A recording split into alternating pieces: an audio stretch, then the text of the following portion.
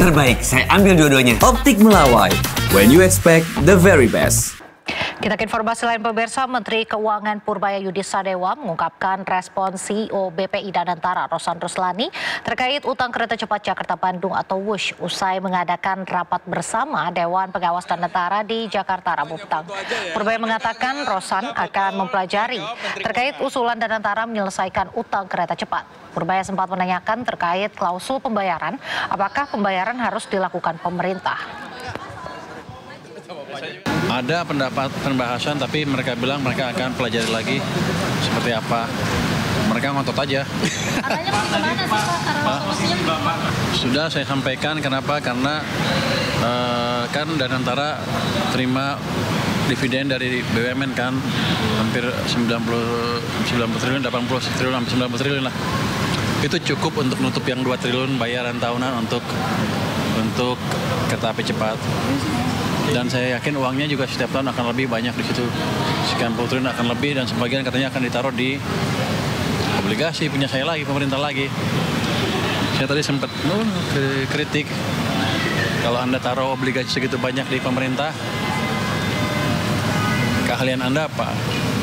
Tapi mereka bilang ini kan hanya 3 bulan terakhir ini karena nggak sempat kan untuk buat proyek. Ke depan akan mereka perbaiki sehingga yang di obligasi itu akan minim lebih banyak di proyek-proyek yang mendorong pertumbuhan ekonomi. Dia setuju. Yang mana deh? Tuan Bos mereka bilang mereka akan pelajari lagi dan mereka akan propose ke kita seperti apa. Kalau saya bilang saya udah putus, bukan itu ya. Iya, kira-kira nanti kita tunggu deh seperti apa studinya. Tapi yang jelas saya tanya ke beliau tadi, apakah di klausulnya ada yang bayar harus pemerintah? Kan yang penting, kalau saya tahu CDB, saya pernah diskusi nego sama CDB juga dulu. Mereka yang penting struktur pembayarannya clear. Jadi harusnya nggak ada masalah kalau Danantara bayar juga. Tapi nanti kita lihat hasil seperti apa dan kita tunggu perintah dari Presiden. RKAT, rencana kerja anggaran tahunan mereka 2025, ada Garuda, ada ini, ada itu semuanya. Ada Krakatau Steel dibahas gimana mereka akan merestrukturisasi itu. Kalau yang WUSH cuman tadi kan ada satu menteri yang nanya, itu kan rame di berita gimana posisinya. Mereka bilang masih akan studi. Saya sih posisinya clear karena di perjanjian mereka dengan Indonesia dengan Cina nggak ada harus pemerintah yang bayar. Biasanya sih selama struktur pembayarannya clear mereka nggak ada masalah. Tapi kan kita lihat hasil studinya seperti apa nanti. Pemirsa, seorang anggota Dewan yang terhormat kembali membuat sensasi hingga viral. Seorang anggota DPRD Gorontalo Utara terekam amatir saat mencibir aspirasi massa yang menggelar aksi di kantor DPRD.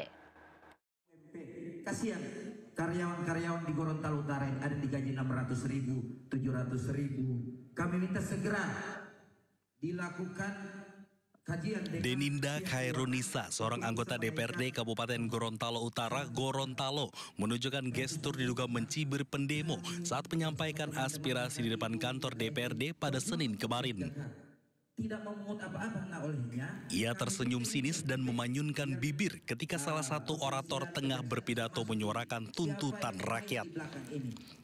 Aksinya itu dinilai publik tidak menghormati masa aksi. Bahkan ekspresi Deninda memicu kecaman dari warganet usai video tersebut viral di media sosial. Menanggapi aksinya yang viral, Deninda membantah tudingan mengejek hingga meremehkan pengunjuk rasa. Ia menyayangkan video itu dipelintir sehingga menimbulkan kesalahpahaman di masyarakat dan memohon maaf kepada publik. Untuk bisa menaikkan upah mereka. Deninda Khairunisa berharap polemik di tengah publik bisa segera mereda sehingga fokus dalam persoalan aspirasi masyarakat. Dari Gorontalo, Nur Faizila Hasan, iNews melaporkan. Tenaga ahli anggota DPR Gadungan meraup 750 juta rupiah setelah mengaku bisa meloloskan peserta seleksi Bintara Polri. Ia akhirnya ditangkap di sebuah tempat indekos di Kemayoran, Jakarta Pusat. Polisi.